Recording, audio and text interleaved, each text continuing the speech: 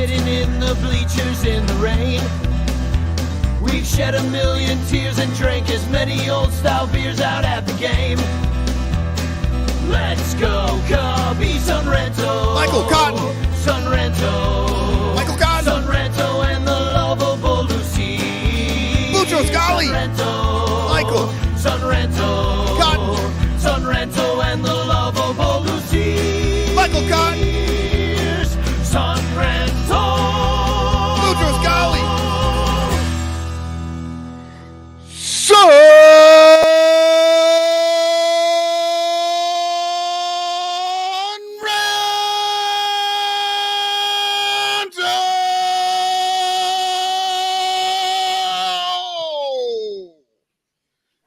Did you see I lip synced you?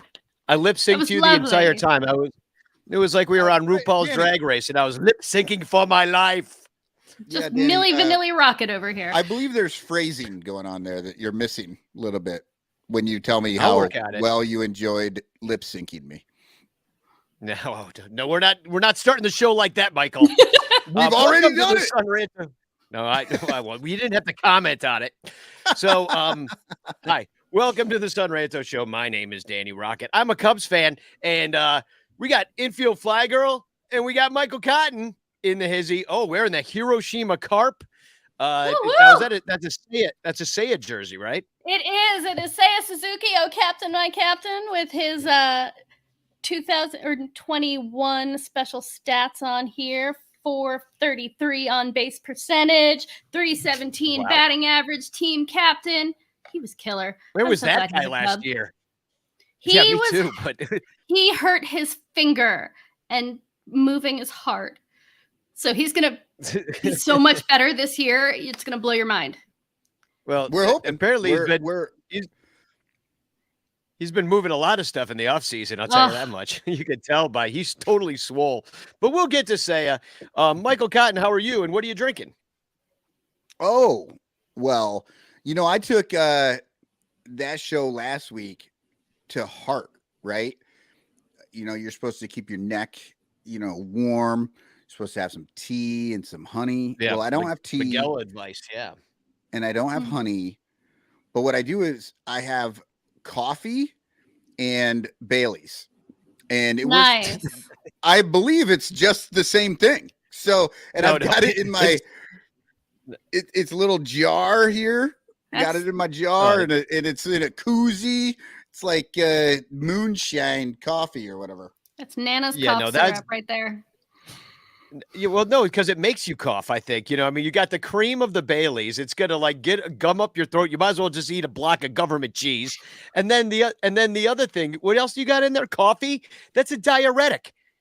And it's I know. I shit myself when I was screaming. I got a little. Got a little something going on below, but pretty soon there will be a commercial and I'll take care of that. Well, we're off to a terrible start. So I'm drinking from Pike what are you Brewing in Seattle. From Pike Brewing in Seattle, I am drinking Monk's Uncle, a triple ale. It's nice and dry and fruity and delicious, and I love it. Now that's not Pike's Place Brewery, is it? Like downtown? Uh-huh. Okay. Yeah, you can actually go and have drinks there and stuff. It's great. When I was in the Army and I was stationed up there, a friend of mine and I were at Pike's Place Brewery, and they had this giant bottle hanging from the ceiling over the stairs. And we decided, because we had been drinking in there all day, that we would steal that.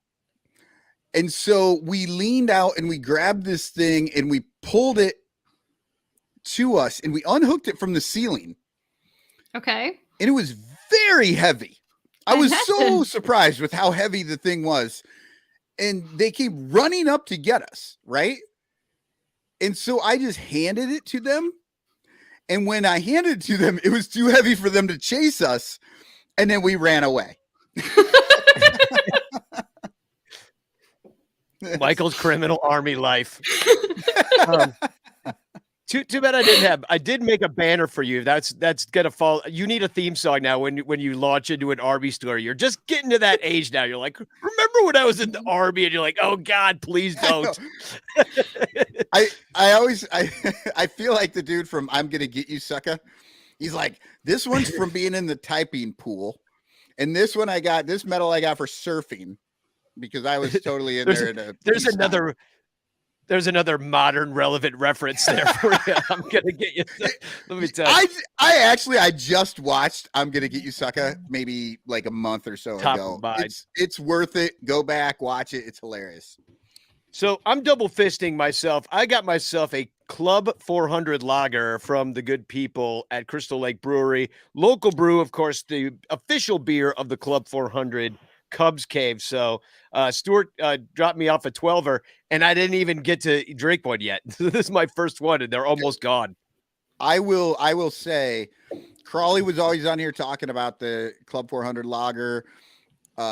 But like, I don't know, a lager, it's like a lot of times that stuff is just really plain. It's just, I'm not huge on lager. But I had it when I went up there. That is one of my favorite beers. I think that Club 400 lager is excellent. It is so much better than any just normal lager that I've had. Like I enjoyed that a lot, and it frustrates me that I can't get it here. 4.8%. So it's just like a baseball drinking easy. It's like drinking a Beck's. But that when I do drink beer, it's not often. I'll drink something like this because I cannot handle the pine cones. Like, I mean, the whole thing, you just sucking out a pine cone with so much flavor. I love the pine cones. Oh, so good. Jeff asks, did Crawley drink all your Club 400? No, Nicole did, my wife. So she likes the stuff. So she does drink beer. I mostly drink like vodka and tequila and spirits, if you will. Because I like getting drunk. But I'm not doing that tonight. I won't do that to the audience here. I was looking at some of these. Looks like a Facebook user, which I assume is Artie Boucher, at the Rocky Mountain Pro merch stand. So if you're awesome. if you're in the Denver area and you're watching wrestling right now, go buy some merch from Artie. Yeah, go buy Artie's shirts. So this show, the Sun Ranto Show, is brought to you by our 107 Patreon supporters. You can become one at patreon.com. We do. Patreon.com/sunranto is where you can sign up for that. You get the show early and ad-free, and lots of exciting stuff to come that I'm not ready to announce. But there's going to be a great year for our Cubs coverage. You're going to love us.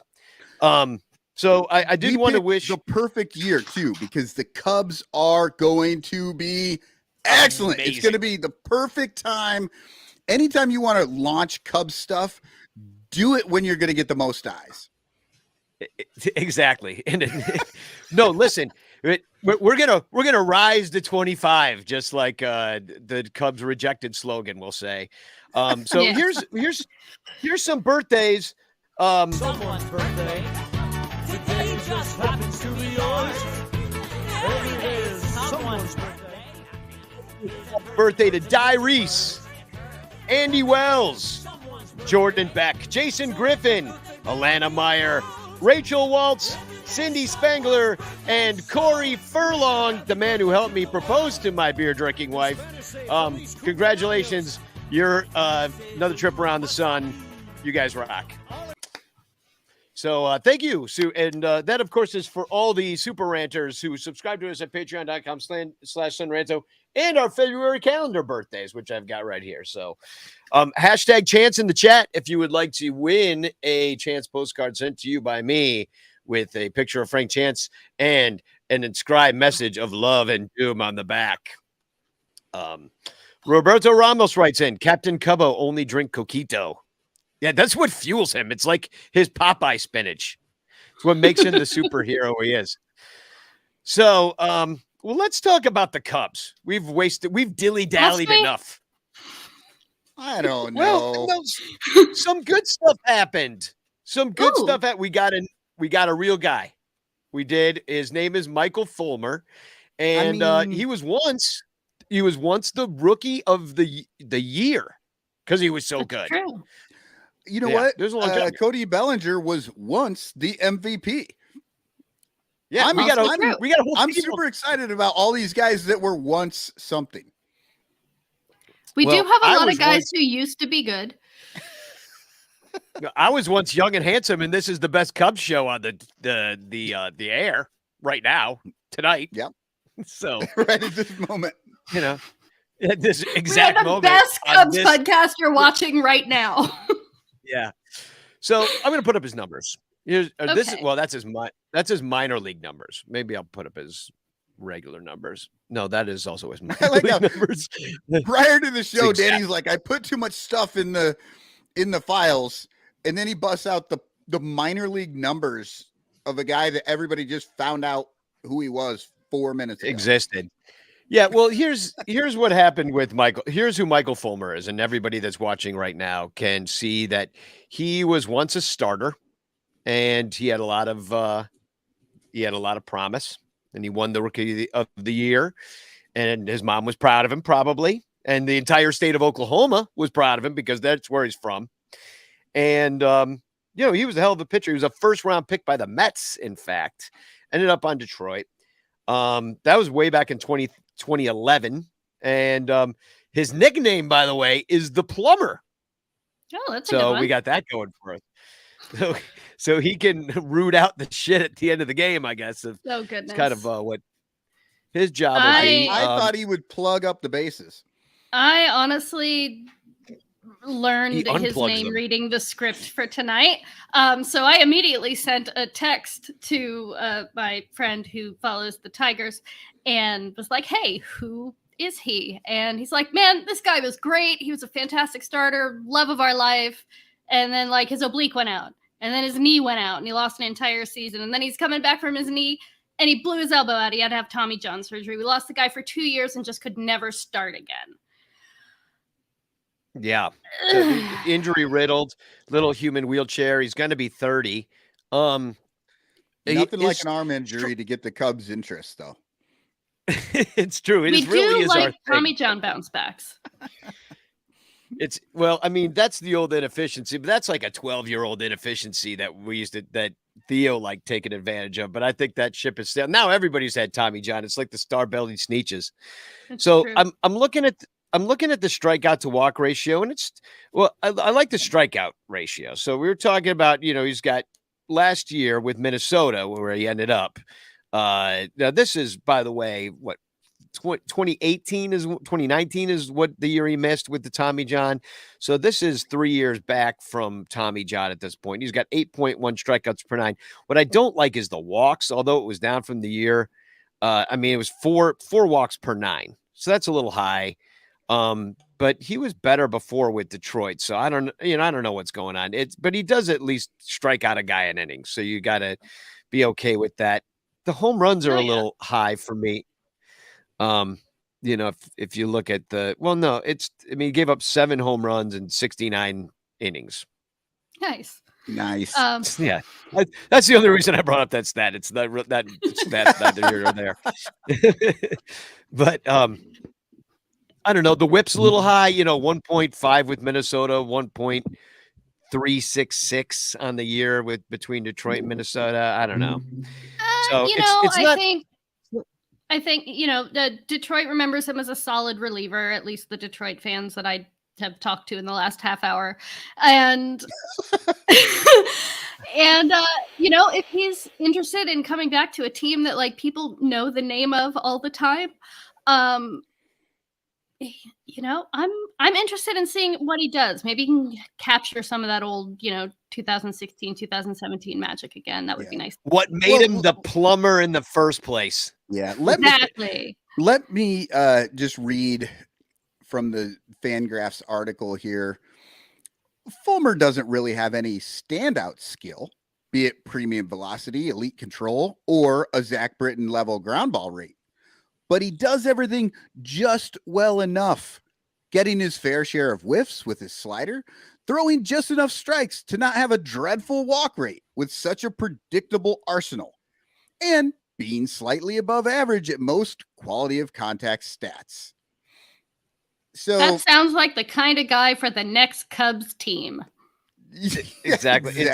We love those like 1-2 win guys. It all adds up to something. Well, 500 is what it's going to add up to. Yeah, you're right about not being exceptional. It's like he's basically got the slider at 90, fastball at 94, sinker at 94, change at 87. So he's got the good mix, and the mixes in a curve rarely.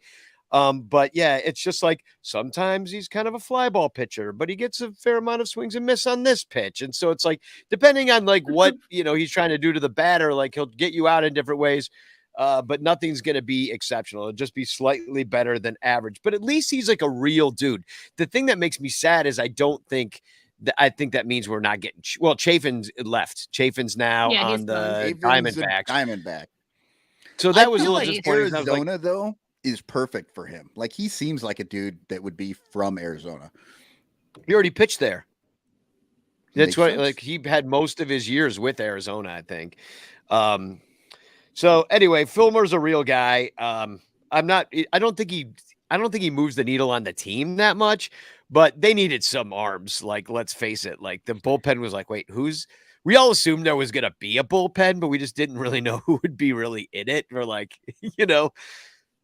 it seemed like it could be any mix of long relieving end of rotation guys mixed around with your, Wicks of the world. And if Brad Wick is back, that kind of thing, Yeah. So this seems like, okay, they've got a plan. They got a guy that can fit into a plan. He also, I don't know if I should show this. Am I going to trigger warning anybody if I show a picture of Fulmer with a dead deer? Nah. All right, here we go. Yeah, he likes to hunt, and he's got cute kids. I went through his Instagram. He likes to hunt. I mean, his Twitter. Cute kids. Yeah, He sends the kids out, hunts them down. He probably does. He's probably teaching him how to shoot. He's a good old Oklahoma boy. I saw a lot of, the Cub fans. There's a ton of them in Oklahoma, and there's a lot of hunters out there. And Sure. But that was totally a baseball player trying to get free shit. That was an ad placement. It was like Cabela's call me. Yeah, it was like whatever, the best box blinds in the business, which alliteration is awesome, but come on, dude. Go buy your own box blinds. And he did actually work as a plumber.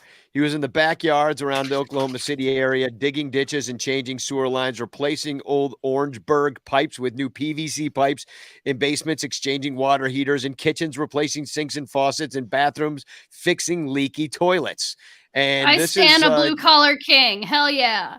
I have literally done every single thing that you just said there. I just can't throw a baseball fast. Or kill a deer. That's your thing. You're too much of a passive. No, I have killed a deer with my car, but I have never gone out trying to do it. So, all right. So we're all excited about Micah Fulmer, right? We can agree that this is at least a decent pickup. Yeah, we'll clap for that. I guess definitely something to watch. At least I'm excited. Can we agree that? I don't know. It's fine. I don't know if it's fine. It's just nothing. It's someone who was good until he was hurt, and he's figuring himself out. And we all need chances in this world. Let's IFG. You were literally before the show talking to people. You were like, somebody I know likes the Tigers. I better call them because I have no idea who this person is.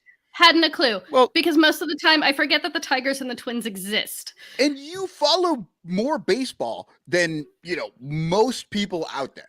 It's true. You're just like, who the fuck's Michael Fulmer? Well, because he's been out of it for 2 years and he's in the American League. So it's like we didn't really hear a Drew Smiley before the Cubs ended up like picking him up. I only knew Drew Smiley from pitching Ninja clips. Because he has an emoji friendly name.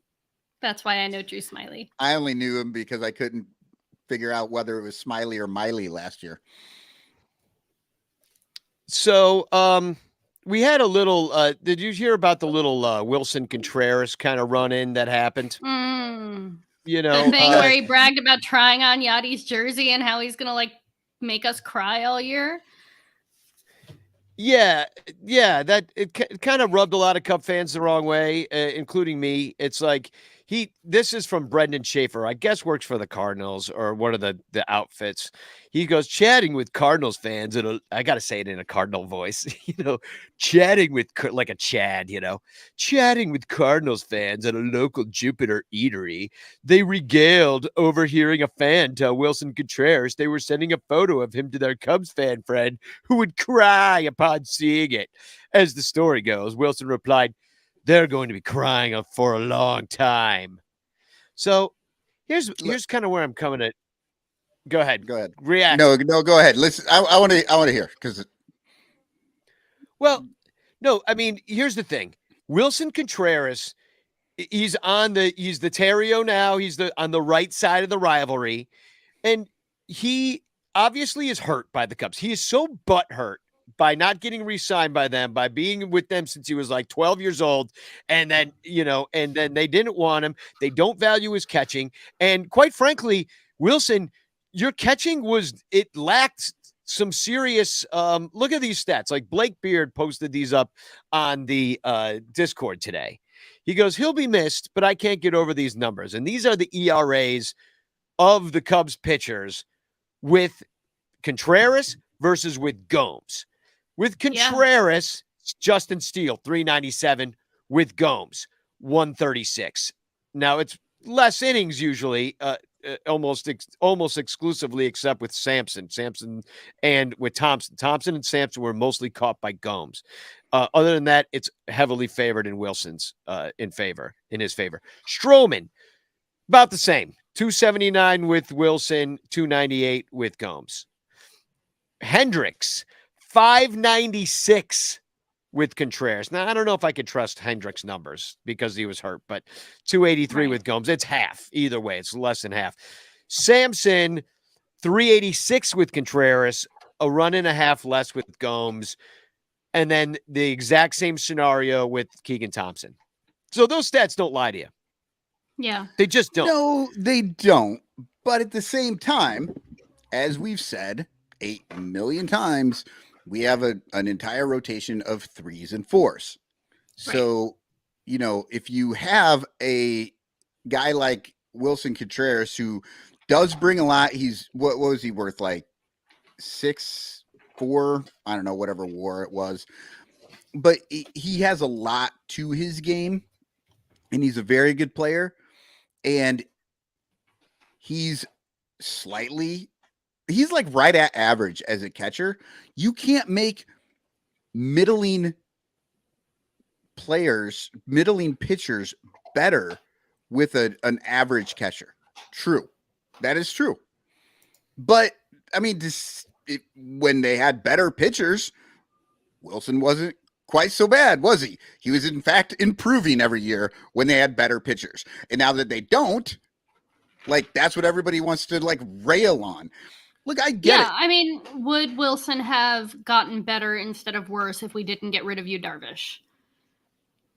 Right. Yeah. Or is he totally and he obviously is vibing with Stroh, who's supposed to be your ace because he was about equal with Gomes and Contreras. So yeah. Either way, he's gone. And he's saying all the wrong things, and he's friends with Yadier Molina now, he's wearing all the wrong things. Okay, I personally have been through all 5 stages of grief. He's a Cardinal. The only good Cardinal is Ozzie Guillen. That's it. I would say Ozzie Smith rather than Guillen. Or Ozzie Smith, yeah. I'm sorry. This is 9.9% here. I thought that's a Chicago guy. I mean, I'm not going to argue Ozzie with you. But... Smith is the only good Cardinal. Well, unfortunately, the Cubs have Ozzy Osbourne, so we don't. Right. We've got the worst of them all. Actually, we got the best of them all, but he's probably the worst in baseball. We can all agree about that. Here's the thing. The guy is a Cardinal now. The team he's got to lose. Was with for 14 years shit on him. They just didn't care. They let him go. He's pissed about it. I would be too. But even if he wasn't pissed about it, somebody says something like that to you and you say something back to that you hope will be funny. It wasn't even that funny. If you want to bitch about something, Wilson, be funnier, please. But we say shit on this show all the time. that we don't mean and don't care about just because we think it might be funny. Yeah. I fail, 60, 70% of that time, but 300 gets me in the Hall of Fame. But that's all it is. But it's such a fucking nothing burger that of course it is. And let me make it more of a nothing burger for you real quick, because a lot of people, and I know I've had this conversation with Bleacher Jeff, all these guys do it. They want to be he had a tweet about it. Yeah. Well, a lot of us want him to kind of wear one a little bit. You know what I mean? Because he's going to be fired up. Whether we want him to or not, he's going to stick his elbow in the strike zone. Exactly. He's going to stand in front of pitches. He's going to be all fired up and crying at Wrigley Field to the umpire, and we're all going to have to boo him. And we got to get used to hating him. He's in a Cardinals uniform, so it shouldn't be that difficult. And I'm not going to. We have to treat him like I will boo him. He's the new Yachty. I'm already there. If he wants to be the heel, I'm here for it. The new Yachty. He should have been the new Yachty, but in a Cubs jersey instead. No, now he's the little kid who wants to pretend to be Yachty, and he's wearing Yachty's uniform, and he's being like, "Look at me, I'm Yachty," and I'm like, I don't care. And I have no problem booing him, but I won't dislike him. Like, I like Wilson Contreras. I think the Cubs made a mistake here, but yeah, he's not on the Cubs, so it's not like I'm gonna hope. We identified that they didn't like him. We identified that a long time ago. We identified over a year ago. We knew he was going to be at the Cardinals. And this is the point I wanted to make, is that as much as I would like to think that he chose the Cardinals to specifically stick it to the Cubs. And I think he does enjoy that. I think he'll have fun with that. And because he'll play a lot of games at Wrigley Field and he'll see us a bunch again in the wrong uniform. But when I looked at the teams that really needed catchers, around the league, including the Cubs, you could argue, and we did go get some, Barnhart anyway. If you look at the teams that needed catchers, there weren't a lot of teams that really, really needed a catcher badly. A lot of them needed backup catchers. We knew that Wilson wasn't going to do something like that. Wilson was the most expensive catcher. I'm going to put up all the claimed catchers. And this is a catcher show. If this is your first time tuning in, we're going to talk about catchers a lot more than any other position. At least I'm going to. But Contreras was the highest paid. Got $87 million, $17.5 million a year. The next one down was Christian Vazquez, who went from Houston over to Minnesota, which then it makes Houston need somebody. But then Tucker Barnhart went from Detroit to the Cubs. Mike Zunino went from Tampa Bay to Cleveland. Cleveland had needed a catcher. And then because Austin Hedges went from Cleveland to Pittsburgh. So they got a catcher. So that, people were filling in, but they're filling in at numbers drastically lower priced than Wilson Contreras was. And so these are not even things. So I'm saying Wilson was the only real big name catcher out there. And, he's not even the youngest one out there. There are a lot of people need backup catchers like Sandy Leon, and PJ Higgins ended up in Arizona and on a Ian Happ baseball card, apparently. I don't know if you guys saw that. Did you see that?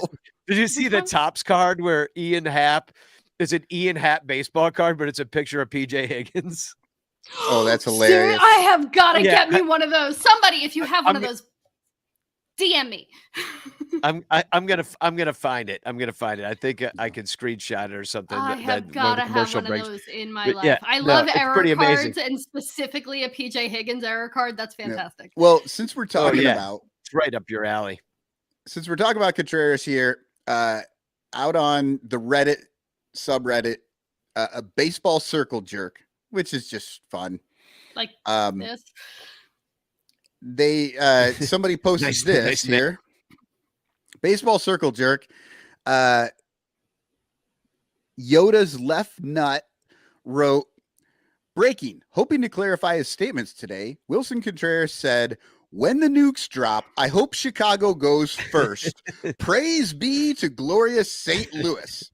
And then, of course, there was all the people chiming in, either upset or not upset or whatever. And then Shy Sox 100 decides to get in there. From a military perspective, Chicago is probably higher on the list of places for our enemies to nuke. In fact, I would wager that certain enemies, namely Russia, probably don't even have effective enough intelligence to inform them St. Louis exists. which I thought was hilarious because I thought he was totally doing the well actually thing and started doing all that. He was just setting it up to fucking shit on St. Louis because nobody outside of the U.S. even knows that's a place. Had me in the first half, not gonna lie. So here's that picture, by the way, of PJ Higgins on a Ian Happ baseball card. Glorious. By the way, I need that. That's awesome. The screenshot from Corey Furlong, whose birthday is coming up. He says, in the hobby business, this is what we call an image variation. You think? But they usually put the correct guy on the card. I give you PJ Happ. I need it. I need it so much. Tops. Yeah, so that's I like that's that there was like nobody behind him either. That was probably mid-game in August. And bunting of all things. Yeah, the bunting catcher. So, and then like a lot of catchers, they traded places. Sean Murphy got traded to the Braves. We all know about William Contreras ended up at the Brewers, which sucks for us because now we got two of them to deal with in the division. And it's a lot. It's a little much. And then we got who else? Cleveland, Zanino went there, $6 million 1 year. Vasquez in Minnesota, and then the Red Sox got Reese McGuire from the White Sox. So like there were a lot of guys trading places, but nobody was looking to build their team around Wilson Contreras except for like the Cardinals. And he really did fill those shoes like instantly. Like Yachty retires, rides off into the sunset. Now you got this other hothead coming through, thinking he's a Hall of Famer. He's not. So I'm on let's shit on Wilson train as much as possible. Michael, you can cheer for him all you want, but don't do it next to me. I'll drown you out. No, I'll drown you out honestly, with my booze. It's one of those things. I don't know. I personally think he got railroaded by the Cubs. And when I look at whose side I'm going to take on this, Jed Hoyer or Wilson Contreras, it's really fucking easy for me because Jed Hoyer is a dick. And while Wilson Contreras may be a bit of an asshole at times, I don't know him that well, he's not Jed Hoyer. I pay money to see Wilson Contreras play, not Jed Hoyer to fucking mumble through some bullshit lies. Fair. Sorry. So for me, I mean, I am on the daily astonished at how much I hate my favorite team. But if Wilson wants to be the heel, I am happy to play right into that because, damn it, I love a good story. And there's no good story without a good villain. If he wants to be a villain, God damn it, I'm here for it. Let's play. Yeah. Well, and I hope he bats like 150 at Wrigley and like strikes out 4 times a game, because then we all go nuts and have a good time with that.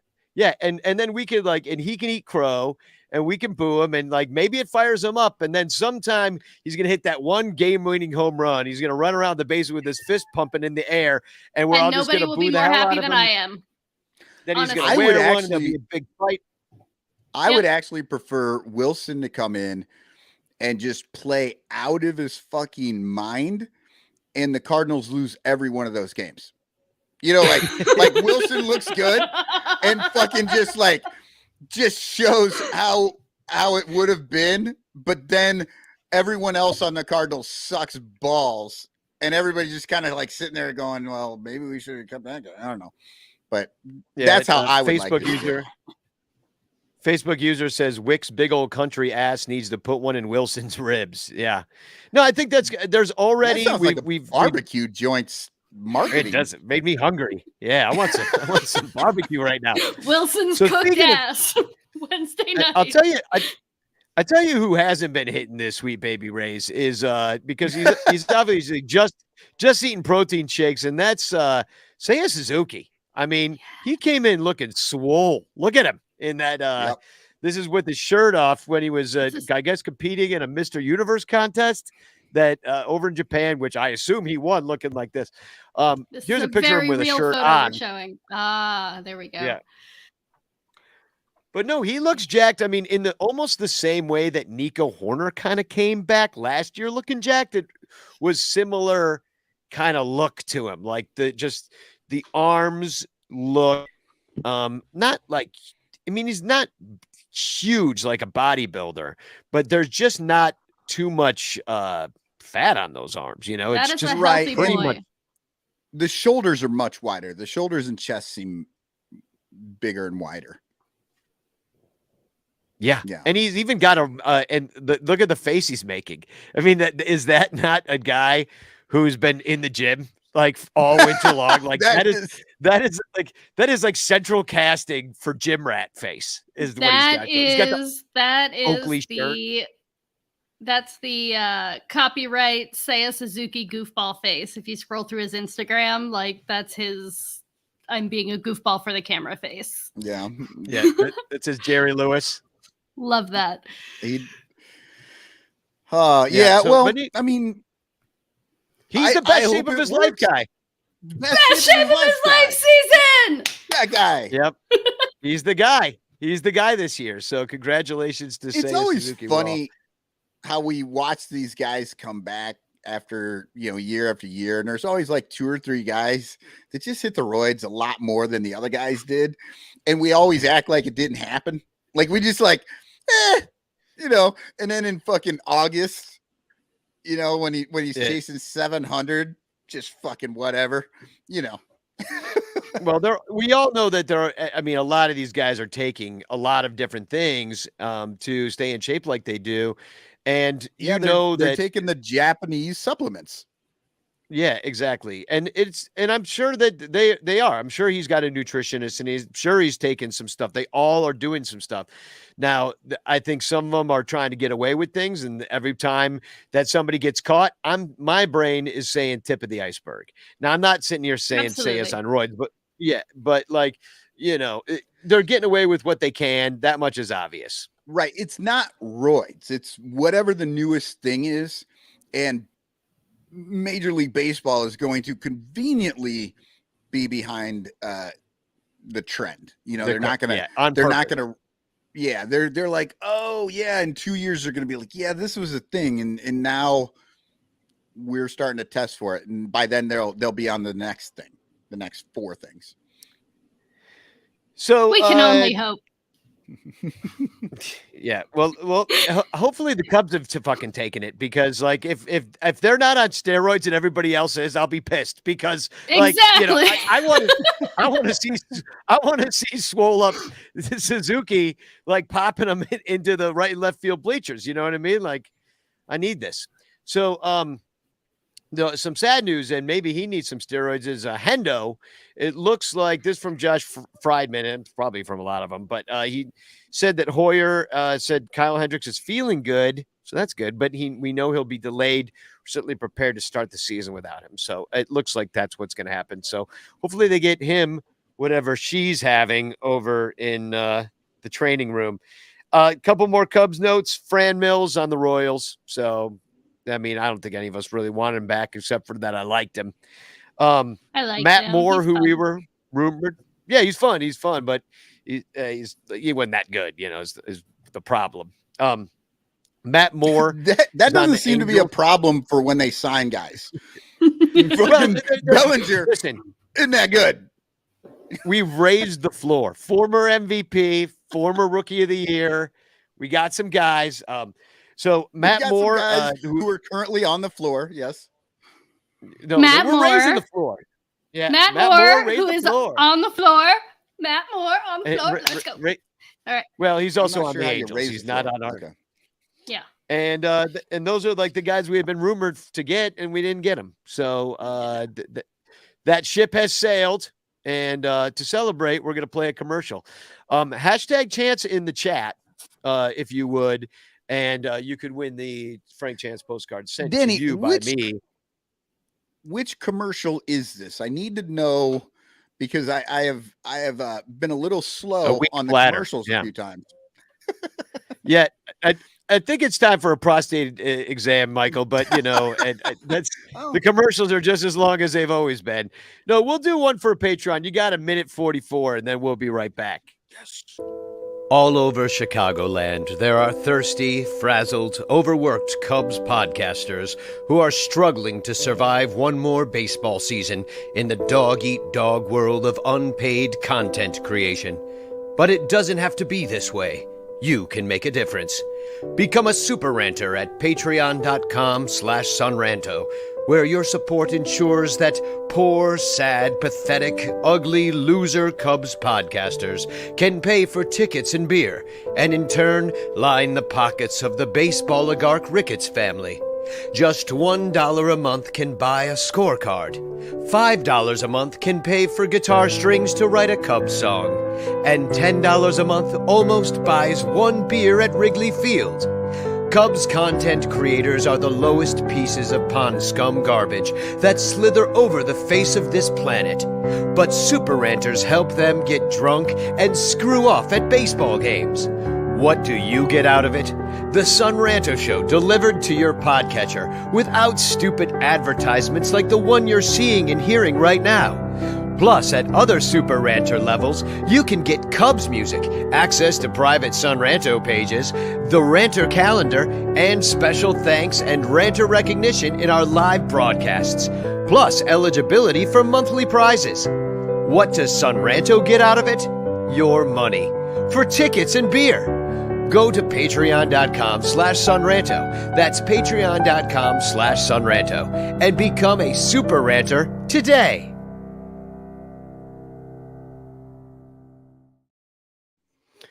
And we are back. Welcome back.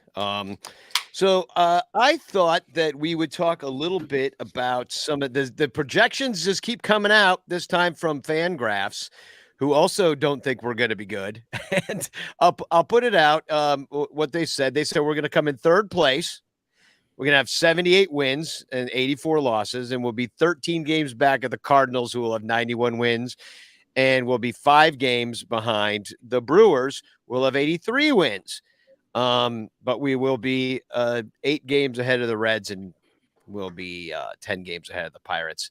So they don't like our chances. They only give us a 0.5% chance to win the World Series, only a 17.8% chance to make the playoffs, even less of a chance to make the wild card, which that's not good. Only 9.7% chance. And so division 8.1%. Well, actually, that means we would have a little bit more. So the playoffs, I guess they just add that up. That's how that works. But either way, 78 wins ain't going to do it. Well, either way, if what they say comes true. Here's the rest of the National League. In the East, they got the Braves and the Mets tying, which means one of them would be the wild card. The Phillies coming in third with 85 wins. Then the Marlins and Nationals are up the rear. I said that weird. And then then we got the Padres taking the West, along with the Dodgers in a tie for 91 wins. Very competitive divisions in the East and West. By the way, I think the Cardinals, they also had 91 wins. So everybody, the best teams would be the Braves and the Mets is how they have it. And so Padres and Dodgers tie. And then the Giants, they're pretty high on 88 wins, which is quite a few. And then Diamondbacks being actually a 500 team, better than the Cubs. And then the Rockies just being pretty much dog shit. So only 66 wins. So what do you guys think? I mean, this is kind of what the other Pacoda had said about us. I mean, it's pretty much exactly. But this is what, 4 wins better than last year? I think it's funny because we've spent the last month being inundated with the Cubs have spent the most money in the offseason and they are winning the offseason and they've gotten all so much better and they've done all this stuff. And yet, I don't know, people like me sitting over here going, but they fucking blew beforehand. So yeah, where does that actually get us? And now we're actually seeing something like this, the projections from these teams, and they're like, oh yeah, as good as you did, it's not going to matter. Just. Well, I think we've been identifying that this whole time. What do you think, IFG? Do you trust in these math equations that simulated the show seasons that they run?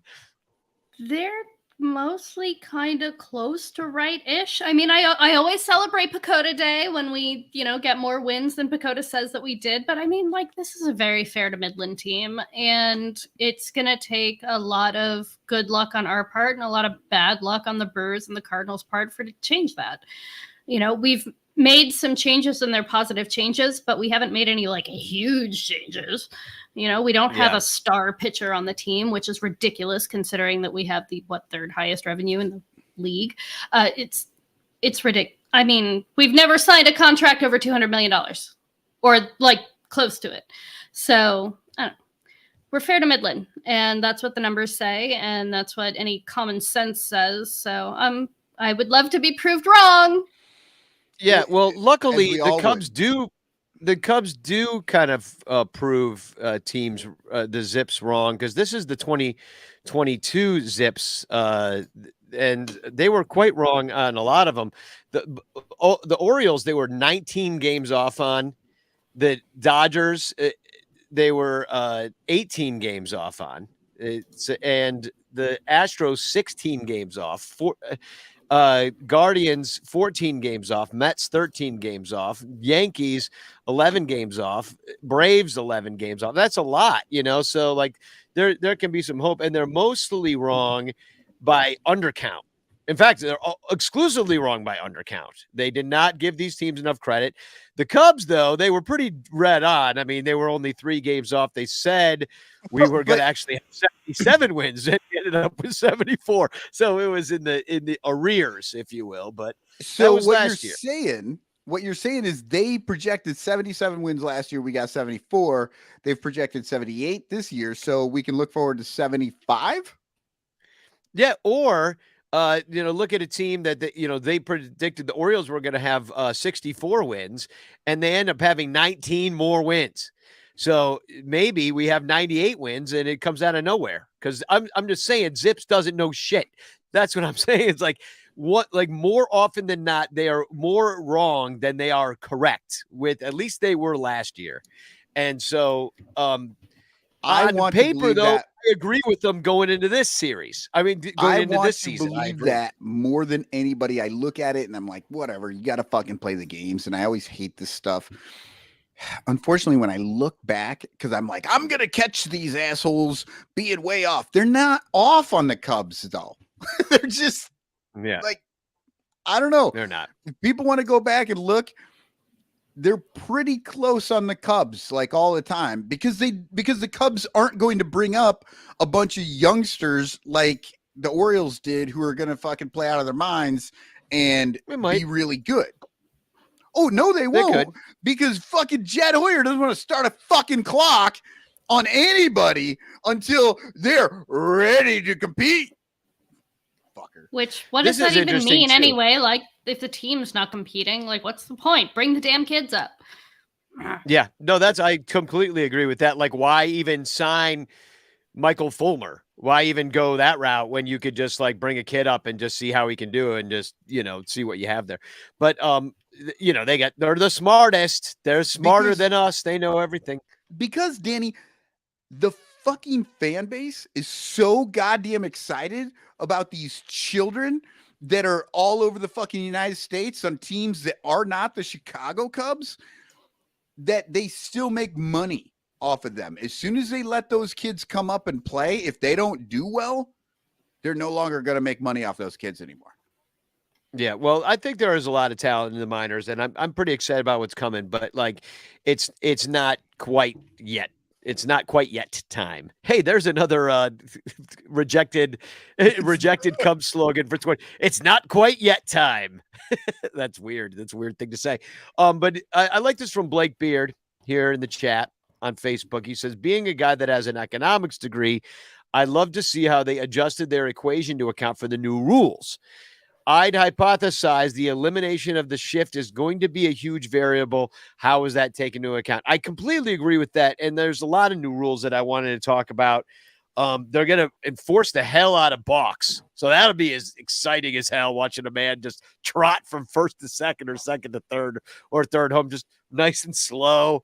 And the crowd's just confused, like, what happened? Oh, it's a balk. That's pretty much what balks are.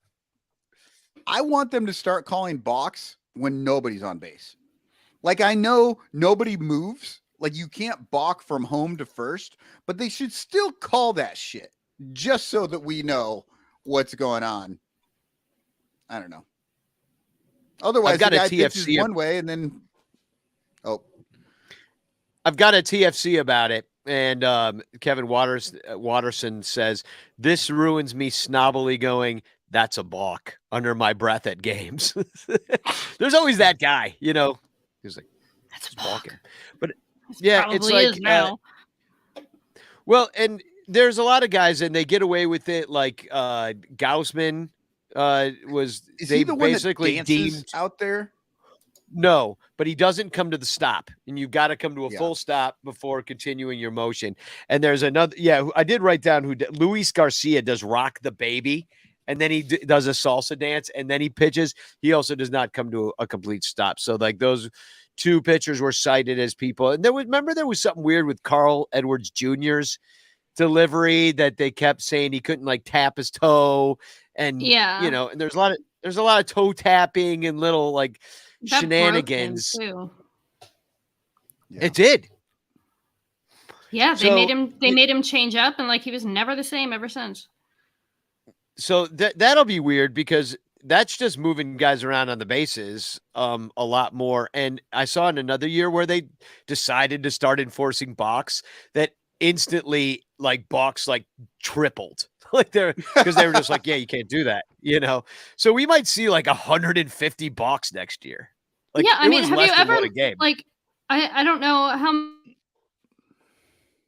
up the balk rule, but I mean, there's 13 points to it. We're adding 3 or 4 more this year. I mean, like a balk is basically anything Blue thinks it is, and they're not reviewable.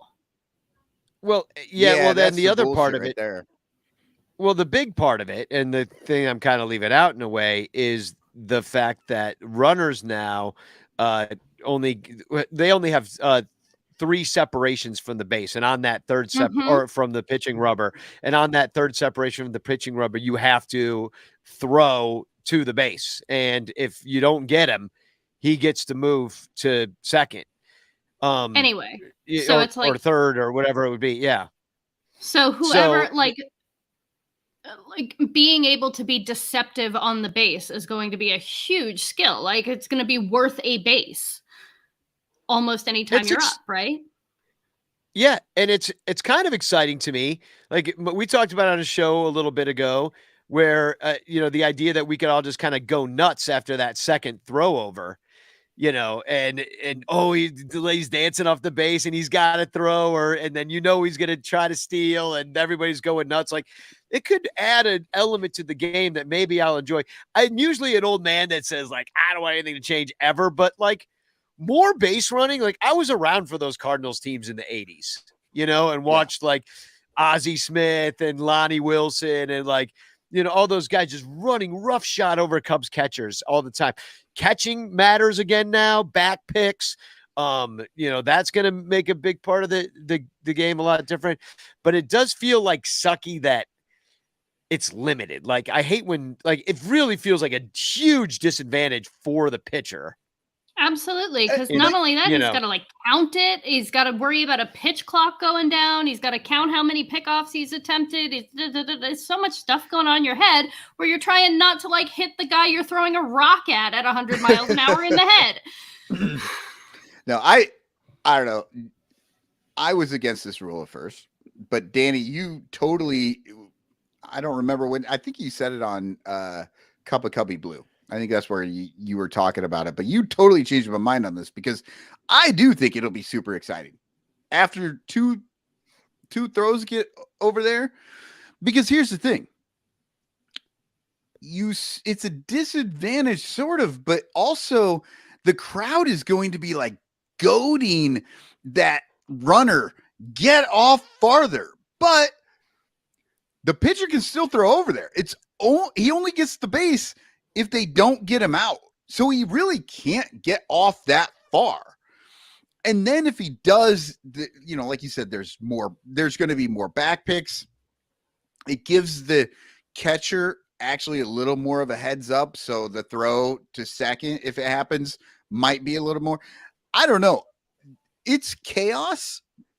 It is the other rules are about taking everything that we love about baseball and getting rid of the shit and just fucking making it as much by the numbers as we can. This is the only rule that I have seen so far that they're just like, yeah, let's just make some bullshit. Let's just make up a dumb fucking rule and see what happens. Crawley says, he writes in, says, gentlemen, start your engines, start running, make baseball fun again. And I think it is more fun. Like people running around the base. This is what we want to see. We want to see diving catches. And we want to see guys running around the base paths as fast as they can, trying to score. Home runs are boring. Balks are boring. I will say that, like the balk thing, I'm not like enforcing balks. It's just like confused everybody. It's like, wait, how do you get on third? Like that's basically what the conversation in the stands now is. And Corey Furlong's arena ball, Corey calls it. That does bring up an interesting point that people, insufferable know-it-alls like myself are going to have a whole lot more time in the stadium answering other people's questions because they haven't been on Twitter all winter learning what all these damn rules are. So when we're at the ballpark and they're going, why the hell is that guy on third? I'll be able to be like, oh yeah, the bases are bigger and everything's a balk now. Just look at him and be like, the fucking cup snake's over there. Go get it. Well, get the fuck out of my face. I really did enjoy, and the base stuff is hilarious to me because it really is much bigger than it was now. And there was a lot of good, really is. A lot of great memes out there that I saw about it. This is the one, this was from last year, but it's one of my favorite is the picture of Altuve standing on the base. Jose Altuve standing on the new base. And he's just like, literally looks like a Lilliputian. He's about an inch tall.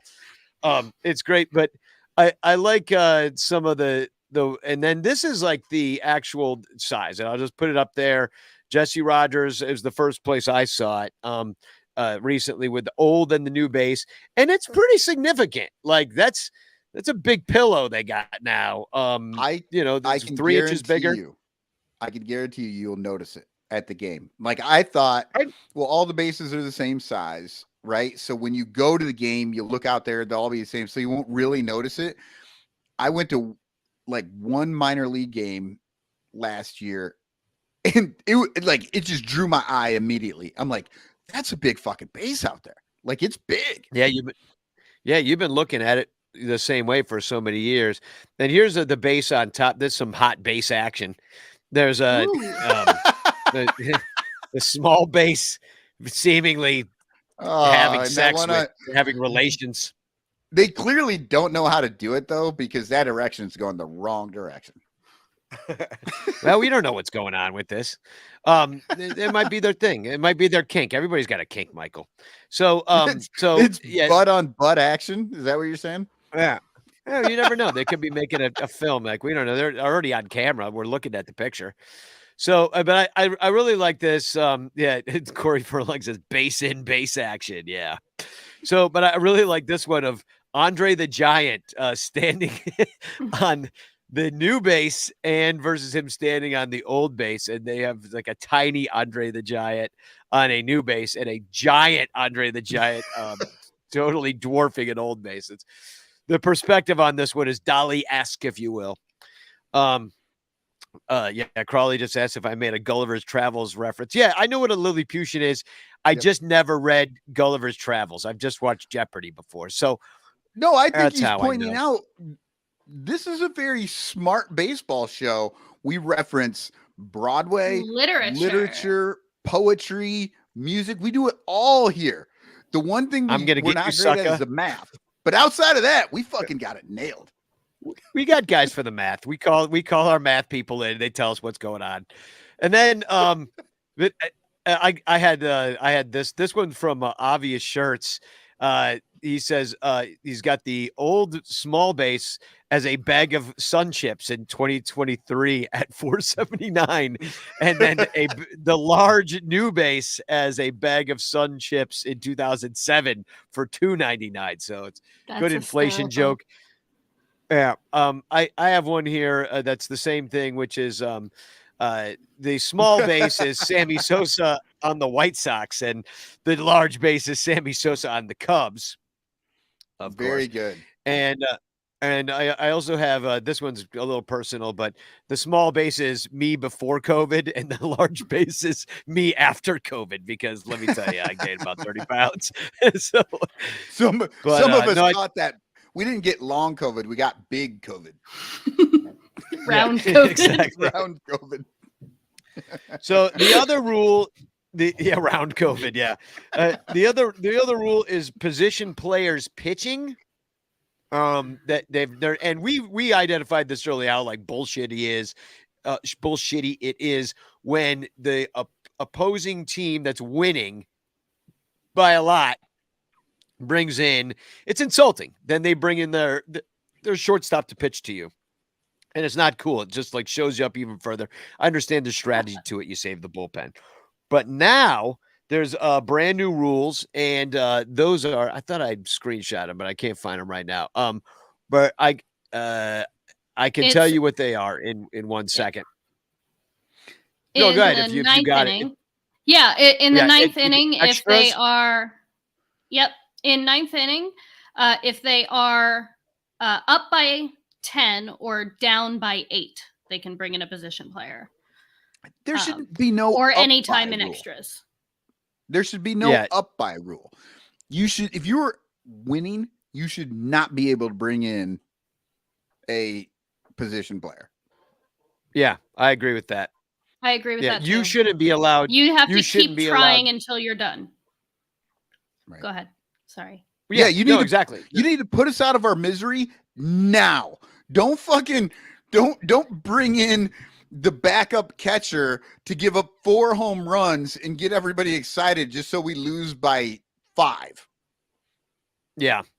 Well, and then the other thing about the position player pitching too is that it's inflating everybody's stats at the end of these games. And my question is, Eric Campbell, you're saying exactly what's on my mind right now. Mercy rule. Just say if you're up by 10 after the 7th inning, end the game. Oh my God! Like, do you know how please fucking don't. insane? I would tear the walls down. Yeah. I would burn down the stadium. No, you do not. I paid for 9 fucking innings. You give me every one of them. I'm going to say this. You are onto something here, mercy rule, but you have to wait until the 8th inning because that's when they quit selling beer anyway. You can't cut somebody off with a whole nother inning of beer drinking. If they did that, they would just stop serving beer in the 5th.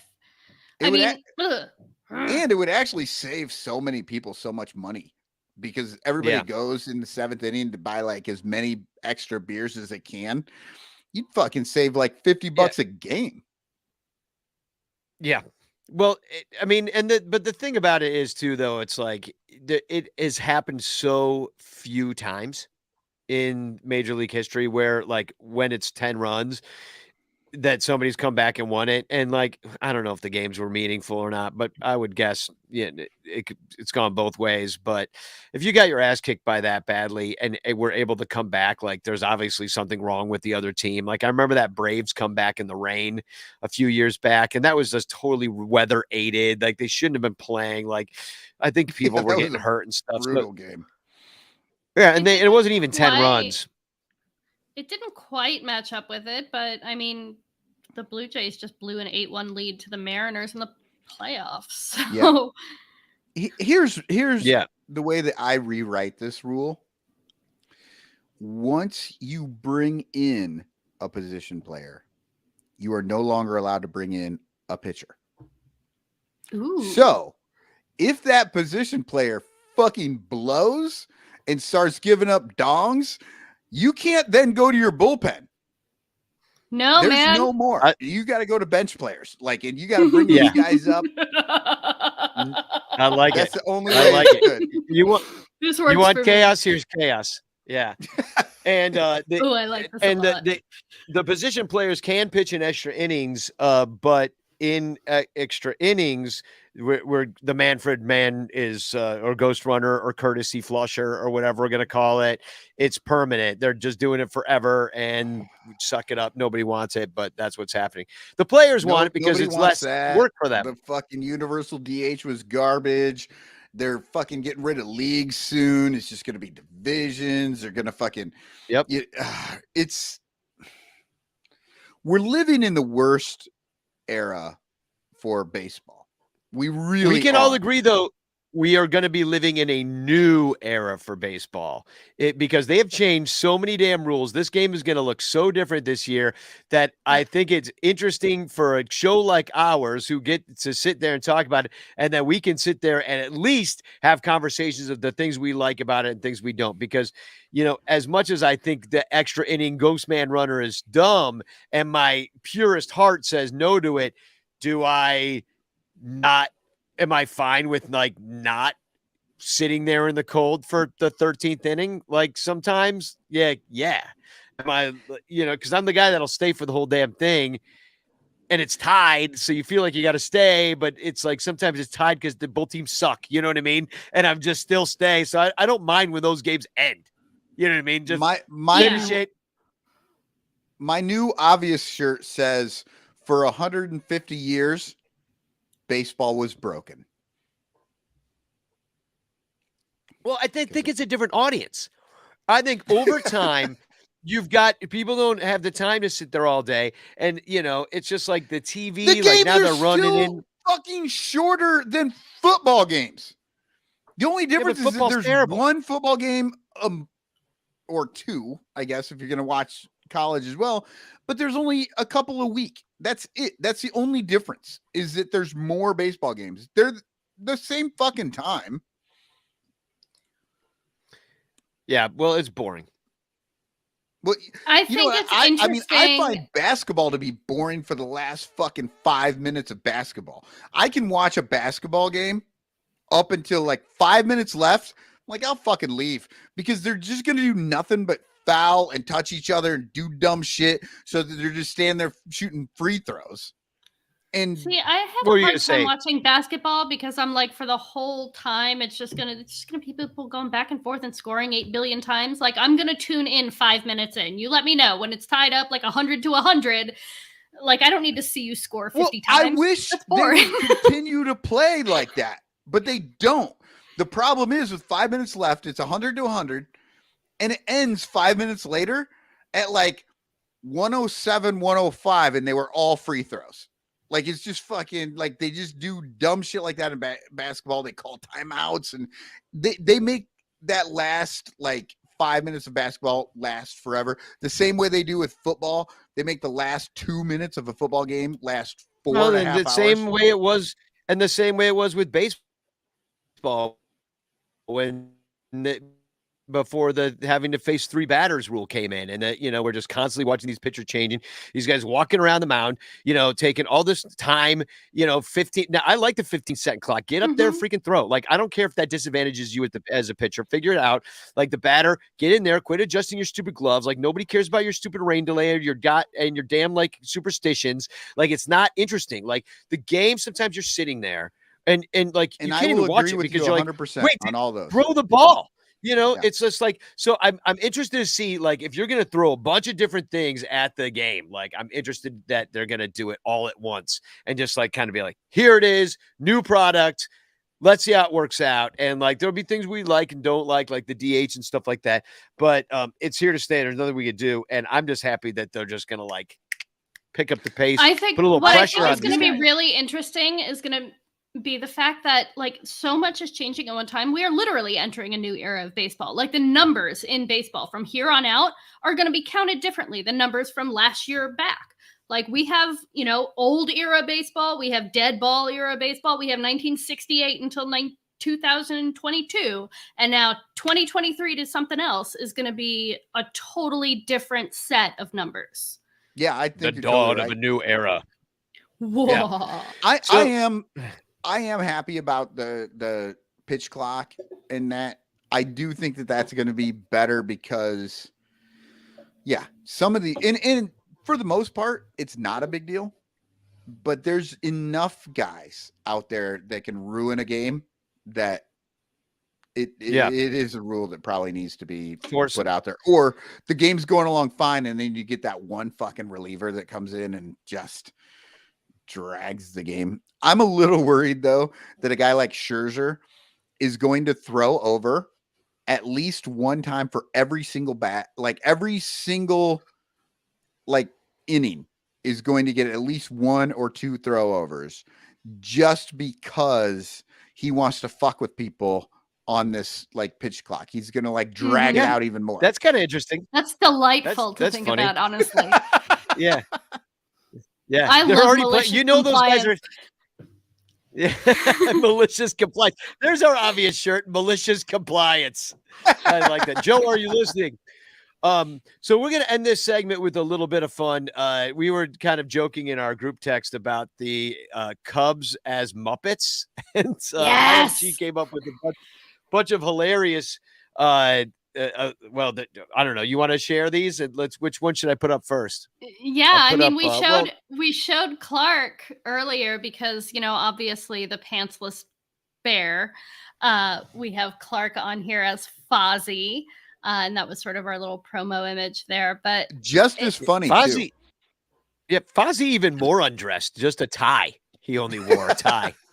I think it gives Clark something to aspire to. The true nudist. The key with that tie, though, is it's long enough to cover his junk. Well, what he's sitting, and Clark's shirt does not. That's what I think. I don't know. So who else you got? The hat draws your attention. I mean, it does. It truly. So you never even notice that he's.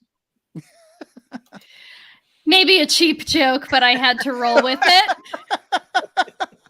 That's fucking. Adbert Alzolai as Beaker. I love it because they do have the exact same hairstyle. It's just different colors. Oh my God! For the podcast people. Go to Reddit. We're going to post all these on Reddit just to get your ass to go over there once or twice. But yes, Adbert Alzolai's hair with Beaker's hair is so beautiful. Beaker is my favorite in Muppet, the Patreon. Yeah, he's like, is he really? I love Beaker. Yep. Adbert Alzolai too. I love him because he used the fan bathroom at Cubs convention, and he got caught in there. And he was like, "Oh shit, I'm in the fan bathroom." Yeah, and he was like washing his hands. Everybody's like starting to recognize because it's not like he's a guy that you're gonna notice because he had that hair. I think I even said, "Hey, but your hair." And I know actually what I told him is his suit looked great. He was wearing a maroon suit. I thought you were gonna say that his pubic hair was cut the same way. Oh, God bless. We don't.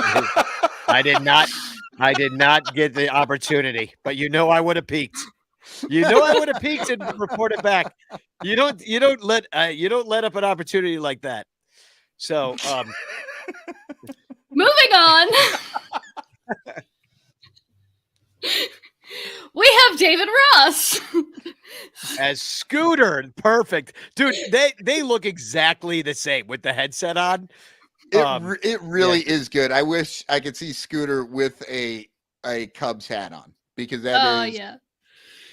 We got the glasses. We got the headset. Scooter's here, ready to give his opinions on his Bradwick's uncle's pitching. And it's very similar too because Scooter gets to run the theater because his uncle owns it. And David Ross gets to run the Cubs because, he was buddies with the guys in the front office. Like, that was it. Like, he didn't really earn the job. He just was their friend. Grandpa Bossy, the Nepo baby.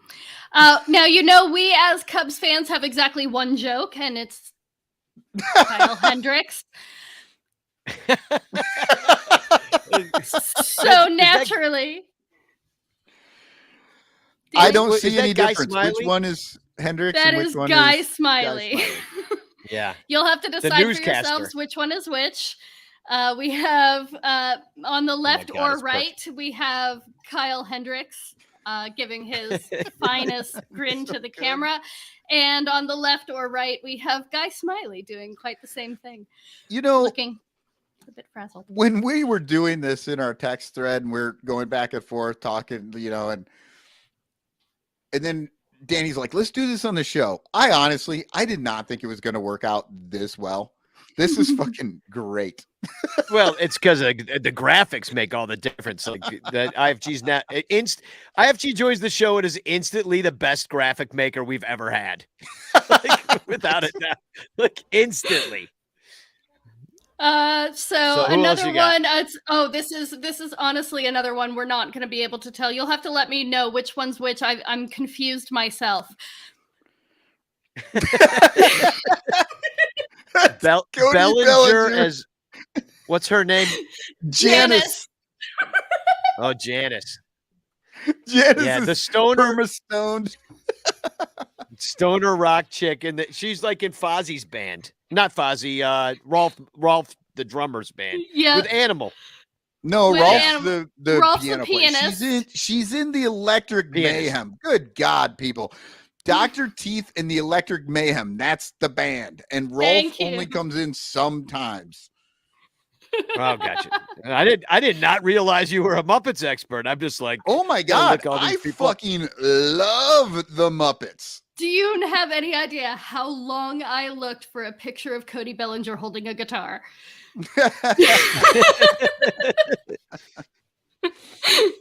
Sure, we'll get one eventually. Okay, I have one last one, and it's my personal favorite. Oh, we have Christopher Morelmo. Morelmo. Yeah, I like it. Yeah. Hopefully he doesn't have a shitty voice like Elmo does. No, I've talked to Christopher Morelmo. He doesn't sound like this, so that's good. This is an amazing picture. But they do have a similar vibe. So Elmo the hugging Cookie Monster. Who's Morel hugging there? I'm not certain. I think it's a coach. Yeah, but but it's all blue, and Morel has the red sleeve on, and then the picture of Elmo hugging Cookie Monster. Elmo's red, and so then he totally. It is so much the same goddamn picture. Yeah, this is ridiculous.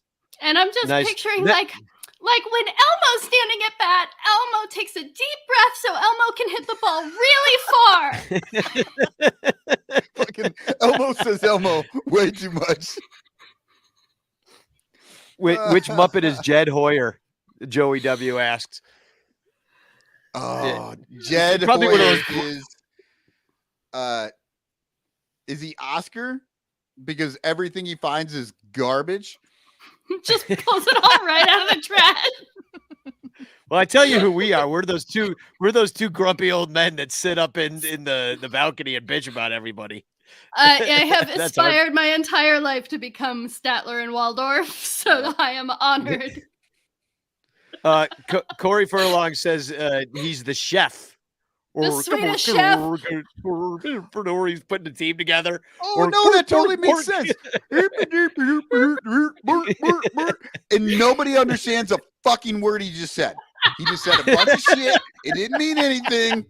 And now we have something that nobody wants to eat. Exactly. That really works out quite well. Well, on that note, we're going to ask you to go do all your Amazon shopping at sunranto.com/stuff. And we'll be right back to talk a little bit more about this. Some and also, shit. I seriously, again, I have to give you two props for bringing this to the show. I had no confidence in this bit. It might be the most fun thing that I've seen. This is amazing. Well, tune in next week when we do 80s sitcom characters as Cubs. Tune in next week when who's jumped the shark? Seiya as the Fonz. Exactly. Hey. So we'll be right back. We'll be right back. Cubs fans, at Amazon.com do you buy lots of stuff? Why not not support the Son Ranto Show by shopping through sunranto.com/stuff. All you gotta do is fill your cart at Amazon with lots of stuff. Then before you check out with all of that wonderful stuff, head on over to sunranto.com/stuff and click any of our Amazon links before you buy your stuff. Check out like you normally would with all that beautiful stuff. And the Son Ranto Show will get a small kickback because of the stuff you bought. And you'll be helping the Son Ranto Show buy all the stuff we need to stay on the air talking about the Cubs and other stuff. Plus, you could win a monthly prize if some of your stuff is chosen for Amazon stuff of the month. And if you win, we'll send you more stuff. sunranto.com/stuff. That address again is sunranto.com/stuff.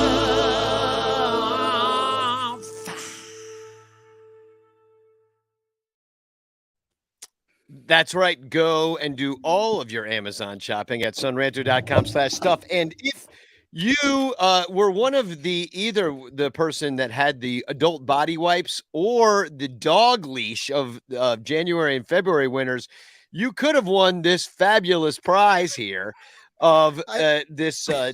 It's a little water bottle with a little angry Cubs guy on it with a catcher's mitt. I love that. And I also forgot. I forgot to mention that Patreon, all of our Patreon our Patreon patrons are eligible to win a prize every single month. And we're in the middle of the month right now, but we're going to give that away at the end of February. It's a short month. So if you want to get in on that, join our 107 Patreon supporters. You can win this awesome South Bend Cubs hat. I also have, you know what? I'm going to throw in one of these guys too. I got two of them. So I'm actually. Then he's like, apparently nobody wants to claim their angry Cubs guy bottles. So yeah, he's going to start throwing. I think that's nobody wants to admit that they're wiping their dog down with adult body wipes is what I think. Like, is what it double is. it and send it to a friend. Yeah. But seriously, if you shop at sunranto.com/stuff, you get entered to win with just by buying stuff through there. We pick an item of the month, and if your item wins, you just get a prize, and I change up the prize every month. So just do that. It helps the show stay on the air because we know you're shopping at Amazon anyways. Just do it at sunranto.com/stuff. Click on our links and stuff like that. It makes your purchase a little less evil. Go to sunranto.com/stuff and buy a Hug Me Morelmo doll. Yeah. There you go. Hug Me Morelmo. Hey, look, good news in the comments. Tom Spence says, hey, Danny. He says, thank you for sharing my Freya the Cubs dog GoFundMe. I can't tell you how much it means to me. She's in the ICU recovering from her surgery. They think they got all the cancer and will know more soon. I love to hear that. Oh, that's nice. Yeah. And let me actually drop the link for that in the chat right now because I was going to bring it up at the end of the show, but Tom's on here now. So, his dog is sick. And I have a picture of Freya. Let me put that up right here. Here's Freya in a Cubs jersey. God. She has heterochromia and it's adorable. It's little puppy Scherzer. Yeah, exactly. Two different colored eyes like Scherzer does and a little Cubs jersey. And, Tom wrote me today and he asked me if I would share the GoFundMe. And they, fortunately, taking care of your pets, and we all love them. They're like family members to us. It can be really expensive, So get well soon, Freya. And but I tell you, you know who else is sick? The Cubs marketing department. Like something's wrong with them because they picked the new, and this is we're going to end the show with kind of this before we get into the TFCs and stuff like that. The Cubs picked a new Cubs slogan that is next starts here. Next, and I don't know if that's the official slogan, but they were hashtagging that out. I mean, they made a whole damn commercial about it, so it looks pretty official. So, but try to say it. Say it out loud. Yeah. Next starts here. Which by the way, Say it is fast. the Say sign. it 3 times fast. It's the sign that you see at the fucking grocery, like at the grocery store when you're waiting in line. Next starts here. You stand 6 back feet behind back this for fucking social line while we do this. distancing. Yeah. Yeah. That's probably where they got the idea. They were at the grocery store or at the bank, and they're like, next starts here. I'll put these 2 signs together, and I'll make a Cub slogan. I think they asked Chat GPT. That's it. They uploaded all their old slogans, and they're like, give us a new one. Next starts here. I was about a day late on it. I watched this commercial on, it's the pin tweet on @Cubs on Twitter if you go there. And it's this little commercial for like this hype video for the season. And the whole thing is like, we're a baseball team and we're going to play a 162 game season, whether you like it or not. I don't know what the whole... It's all just like the most benign facts that it could possibly... There's no hope. There's no like, optimism. They're not trying to do... They're like, we're going to play 162 games. You won't want us to, but we will. So I'm actually on a slogan generator, and I added the product name, which is the Chicago Cubs. Describe the product, a Major League Baseball team. What else should I add about them? Describing the product. So a little bit more from Chicago. Lovable losers. Won the World Series in 2016. There you go. Anything else? Nah. Okay. So you really need to know Teenagers. about the in 2016. Okay, so now I'm going to generate this slogan that we're going to get. If it says results next starts here, I'm going to shit myself. No, it's amazing. It's amazing. Here's the results. There's 2 results. And the first one being making history since 2016. Chicago Cubs, it's time to love winning. I like it's time to love winning. That last one. That is objectively better than next starts here, whatever the frick that means. Yeah, I didn't like the making history since 2016 because all that history's been bad. But I'm just going to share my screen. It's time to start loving winning. What is that again? Yeah, it's start loving winning is not a bad slogan. Oh no, what happened to it? Oh no, oh here it is. It's on this. I shared the wrong. Are you? Do you see this now? You shared the part that was like, "Why use a free slogan maker?" Love us now that we're winners. I can't figure this out. So so I did choose a bold tone. And here's the other one. It generated 2. Chicago Cubs, love us now that we're winners. So we can have a different tone. Like, what do you want to pick this time? Witty, persuasive, empathetic. All right, we'll do witty. Yeah, let's do witty. All right, well, we'll do witty. Here we go. Here's our results. Let's go. Chicago Cubs, from lovable losers to World Series winners in 2016. Get on board with the team Chicago loves. Oh my God, that actually sounds like something they would have come up with. Here's I kind of like the last one's pretty good. The Chicago Cubs, now World Series champions and still oh so lovable. Aw, that's some Morelmo content. What was the first one again?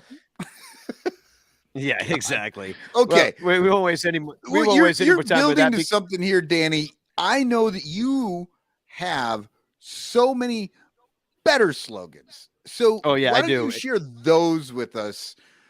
Because you're on the slogan maker all day. Yeah, I need some music. Some slogan-y music. Not very good music, but it'll do. All right, we're going to start with this one. Here's the first. These are actually rejected slogans.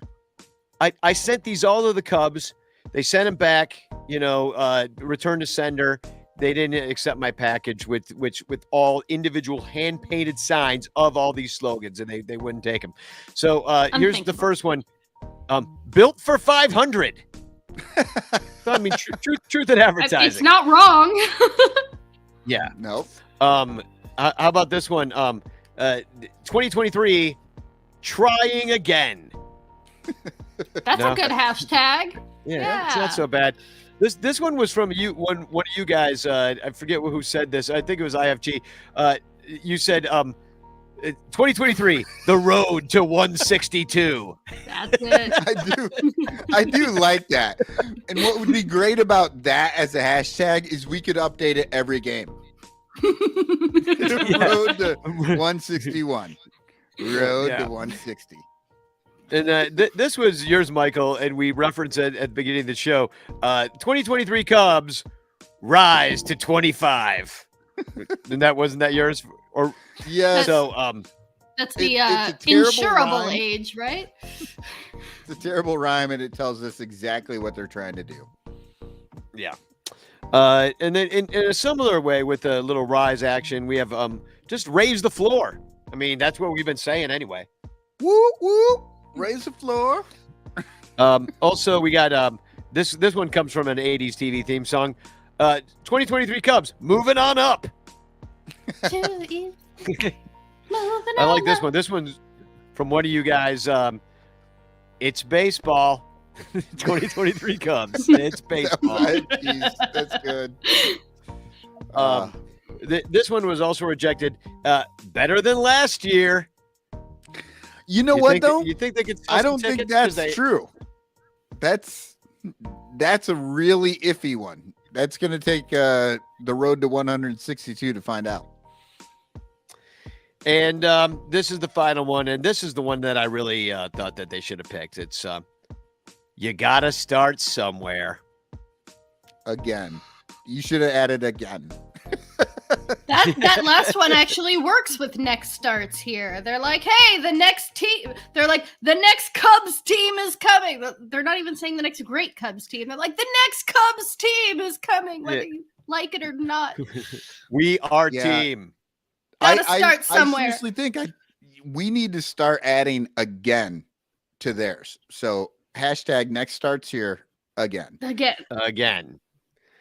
I like what Bernie says. Maybe this year. And we already used this one. This is from a Chris Bryant quote, but strap it on from Corey Furlong says that's not so bad. 2020 was such a waste of good slogans. That strap it on was ramping up to be so good. Eric Campbell says, why can't we just stick to fly the W? Well, Eric, Crawley stole it. It just doesn't happen as much as fly the L, and that's why we can't use it. It might happen a little bit less this year, which means, hey, which is another slogan. It might happen trying a harder, little bit less. Yeah.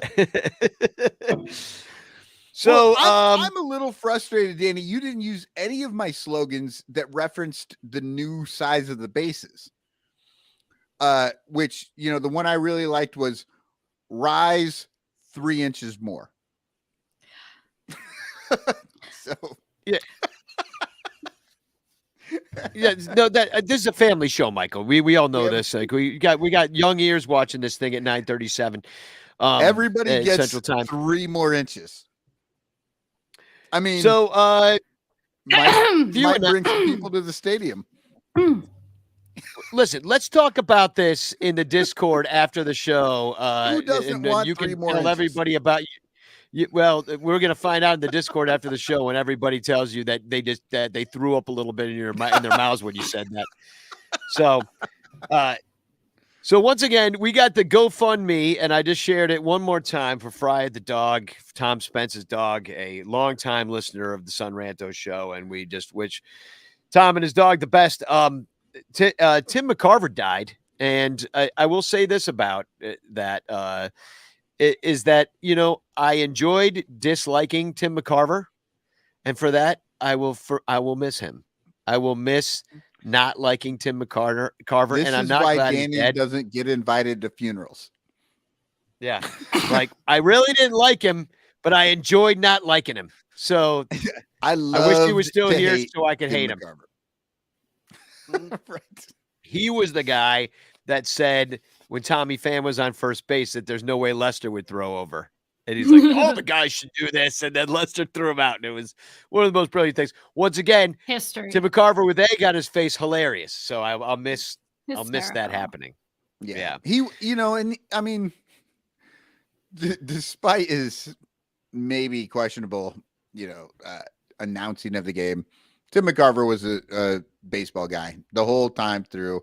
Got to respect what he, I do respect, I will say, I do respect what he did mean to the game, even if I didn't exactly like.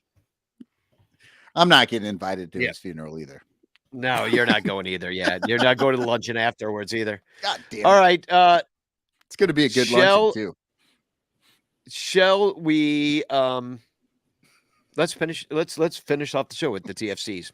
And then we'll give away a chance postcard, last chance to get in on this. # chance in the chat. I only have one. I kind of have I have one. Yeah. What do you got? I have Who's got 2. I have none because I've been out of my head this week. Apologies. You go first, Michael. Yeah. Okay. By the way, if anybody has a job to give Infield Fly Girl, give her a job, but it's got to pay like $100,000 a year. Yes, I'm all for that. And I mean, come on, you were busy making that amazing Muppet graphic thing. You're excused from all TFCs for doing awesome stuff like that. All right. So once again, I'm finding out what these are just the same time you are. Fangraphs. This is in Shy Cubs on Reddit. Posted by Rizzo is the Shizzo. He wrote, Fangraphs 2023 playoff odds are live. Cubs start at 8.4% chance of making the postseason. There were a ton of super optimistic Cubs fans in here saying, had all the hopium going. But then Rice Master 5000, and you're going to have to help me out on this. Is he making fun of these people, or is he one of these people when he says, I wish I could go back to the beginning of the season and put some money on the Cubs? It sounds really optimistic. Like he thinks at the end of the year, we're going to wish that we had already put money on them before the odds were whatever. I don't gamble. I don't know what the numbers are. High.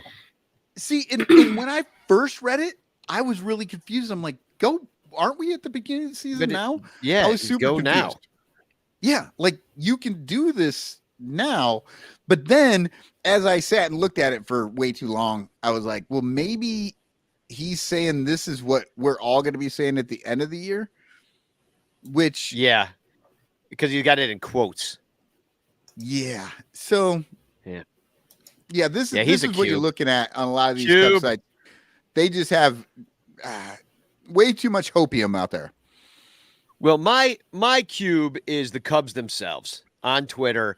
They're out there with their poll. It says, okay, Cubs fans, we want to know which of these experiences would be on your Wrigley Field bucket list. What else is on your list?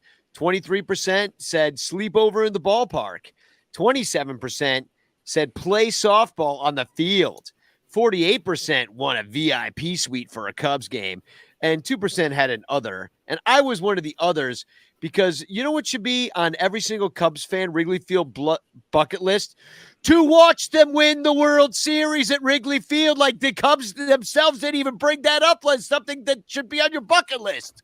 It's sleeping in the freaking grass. What the hell?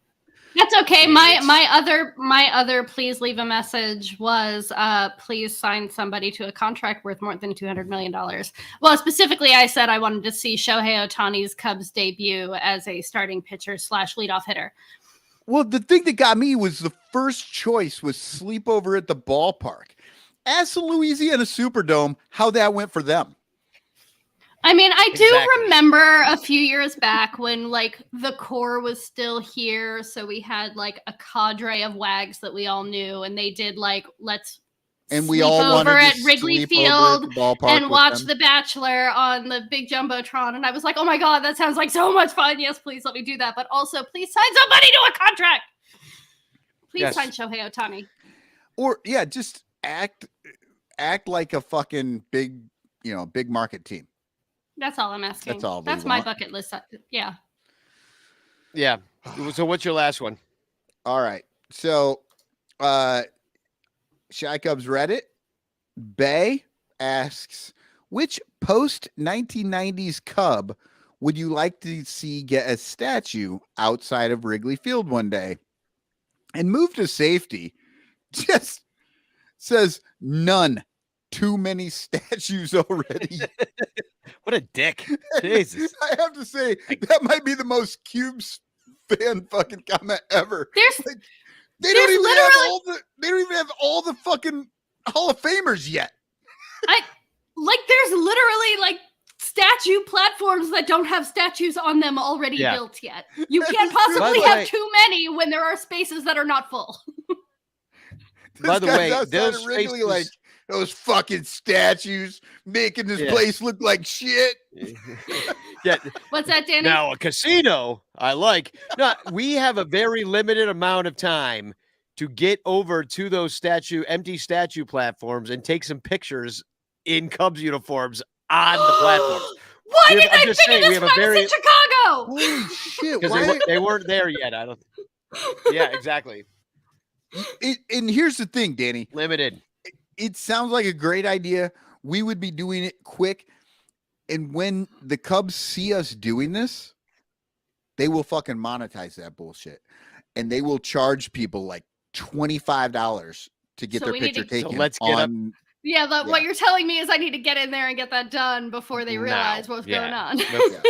Well, and before they get taken, Samber's going to take one of them, and there's only one left, and I don't know what they're going to do after that. But they've got a plan because there's two in place, and I'm wondering if the other gets the MVP. I'm wondering if it's going to be Dawson because he's been around. He's been around for a while. I mean, maybe. I love Dawson. And he is a Hall of Famer, and I do think that he, Maddox, despite having the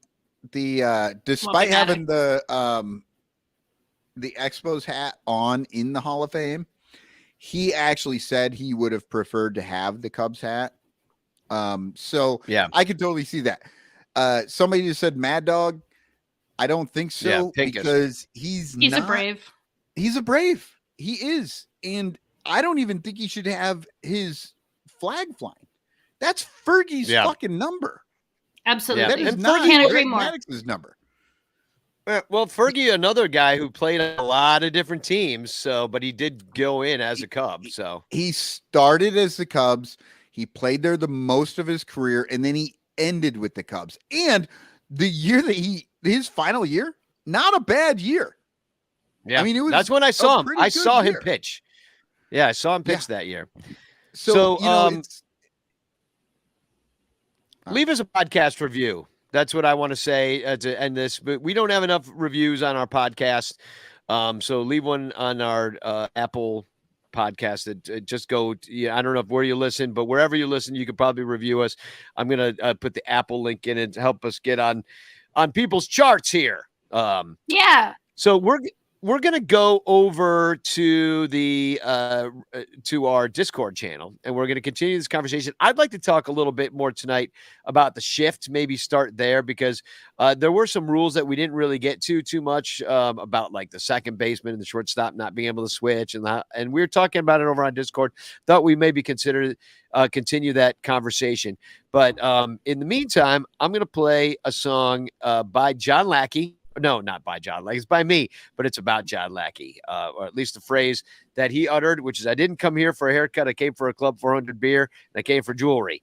So on that note, we will see you over on the Discord for all your Patreon people want to hang out. And great show, everybody. Thanks for hanging out. Spagog! Spagog!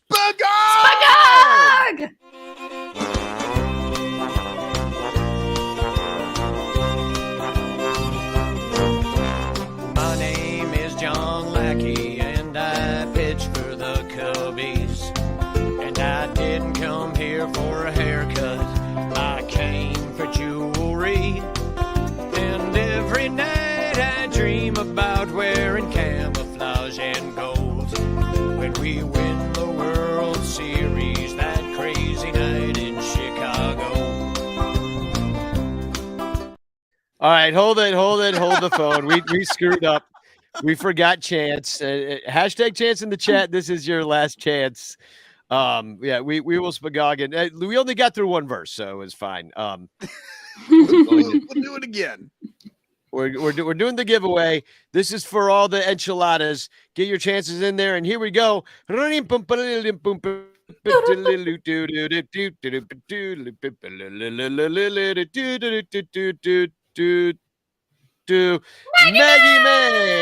Maggie May. Congratulations. All right. Oh, dirty Maggie May, they have taken her away. Do you know that song? And he never comes down. It's like the last thing on Let It Be. It's the last thing you hear. And that'll be the last thing you hear tonight. Except for you know what? I was trying to figure out what it was, but yes, it's Beatles, right? Yeah, they have taken never comes down Line Street anymore. The judge they guilty found her for robbing the homeward bounder. Yeah. So here we go. Now I'm gonna play the song again. Spagog Dose.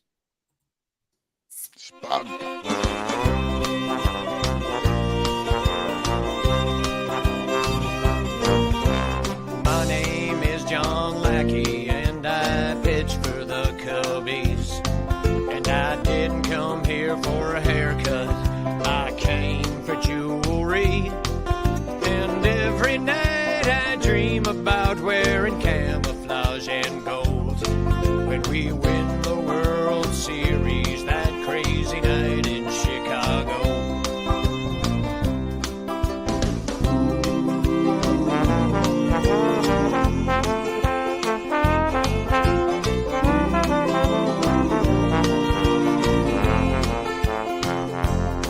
I wear diamond-studded earrings emblazoned with the Cubby C.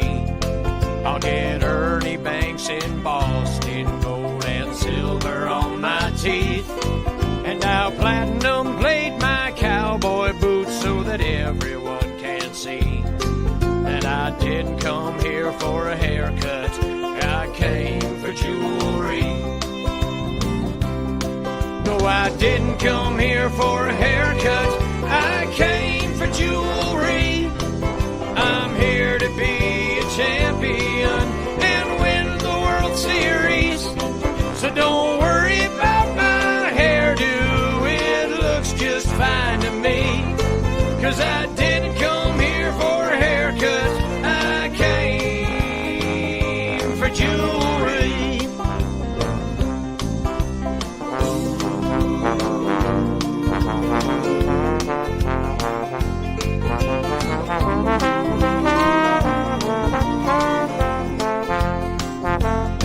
A golden necklace medallion of good old Harry Carey.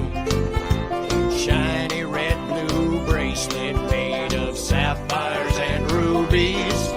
But the ring upon my finger, it glitters and it gleams. It says Cubs World Series champions of 2016. No, I didn't come here for a haircut, I came for jewelry. I'm here to be a champion and win the World Series. So don't worry about my hairdo, it looks just fine to me. 'Cause I didn't come here for a haircut, I didn't come here for a haircut, I came for jewelry. I'm here to be a champion and win the World Series. So don't worry about my hairdo, it looks just fine to me. 'Cause I didn't come here for a haircut, I came for jewelry.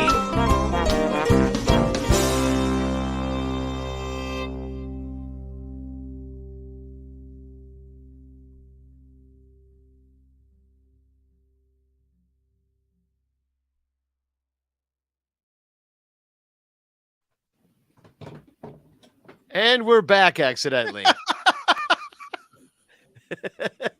That's what happens.